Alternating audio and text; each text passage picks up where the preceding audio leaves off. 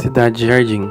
O final do século XIX foi marcado pelo grande crescimento econômico e expansão urbana, consequência da Revolução Industrial. Surgiram aí os movimentos anarquistas, que deram origem às primeiras visões do movimento urbanístico. Começa a surgir cada vez mais a preocupação com a criação de um planejamento urbano para o crescimento das cidades, procurando um equilíbrio entre crescimento econômico e problemas sociais integrados ao desenho da paisagem.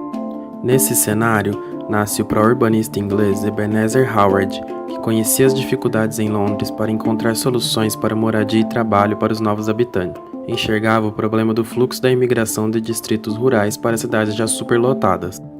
Howard cria seus ideais baseados em filósofos, sociólogos e urbanistas do passado e de sua época. O conceito de cinturões verdes foi um dos pontos onde mais o influenciaram, muito presentes nos projetos de Howard. Baseia-se também no conceito de complexo de cidades, que organiza cidades como constelação. Criou-se ainda o conceito dos 3 ímãs para separar a cidade, o campo e a cidade do campo. São observados os valores positivos e negativos, como na cidade, que possui seus atrativos, como entretenimento, mas carece de boa qualidade do ar. O campo possui a beleza da natureza, mas carece de tecnologia. Aí então inicia-se a ideia utópica da cidade-jardim, com a união de qualidades da cidade e do campo. Projetada em forma circular, ela tinha uma divisão hierárquica. Buscava-se colocar o homem como o maior beneficiário e pensar em suas necessidades dentro da cidade.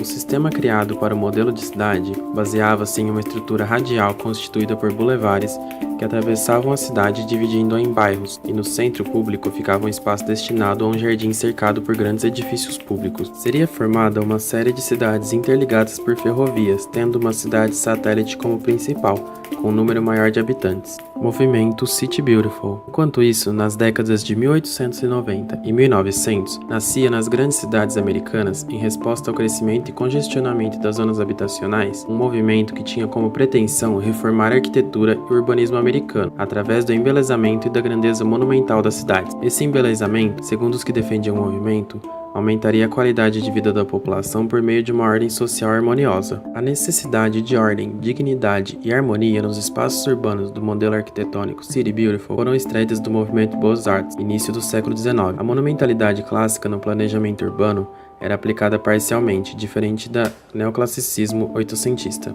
Como exemplo, temos a Exposição Colombiana de 1893 em Chicago, White City, o movimento em Richmond, Virgínia, a Exposição Comercial de Louisiana em St. Louis, em 1904, e o Plano Macmillan, que foi usado com a intenção de criar ordem social por meio do embelezamento para o centro de Washington, D.C. Também National Mall Union Station, projeto de Burham. A Austrália foi o país que mais demonstrou a influência do movimento City Beautiful. Ser um país novo de colonização europeia tinha a vantagem de poder planejar suas cidades do zero. Além disso, os planejadores notaram que faltavam elementos que inspirassem orgulho cívico. Assim é que podemos notar em Canberra a influência desses princípios. Dentre os princípios funcionalistas da Siam, de certa maneira opostos ao monumentalismo do City Beautiful, sua ligação com práticas advindas do Beaux-Arts, começaram a prevalecer no ensino de arquitetura. Nas primeiras décadas do século XX, o movimento tendeu a certo recolhimento, pelo menos fora dos Estados Unidos, e em alguns postos avançados do movimento moderno neste país. Em 1960, após a Segunda Guerra Mundial,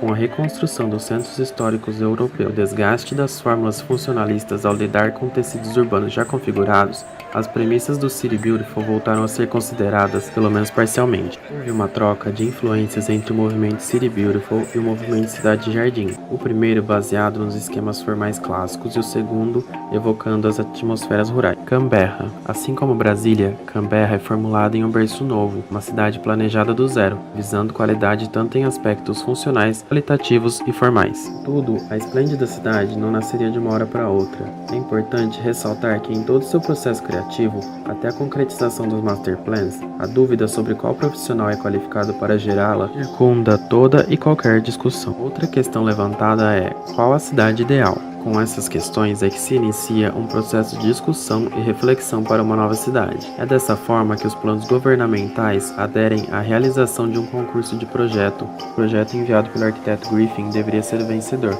seguido pelas propostas de Eliel Saarinen e Agache, e a responsabilidade passa a ser do Partido Liberal, liderado por Joseph Cook, que chama Griffin para retornar ao projeto e coordená-lo. A proposta desenhada por Griffin e sua esposa Marion Mahoney Griffin traz um projeto como uma cidade diferente de qualquer outra existente.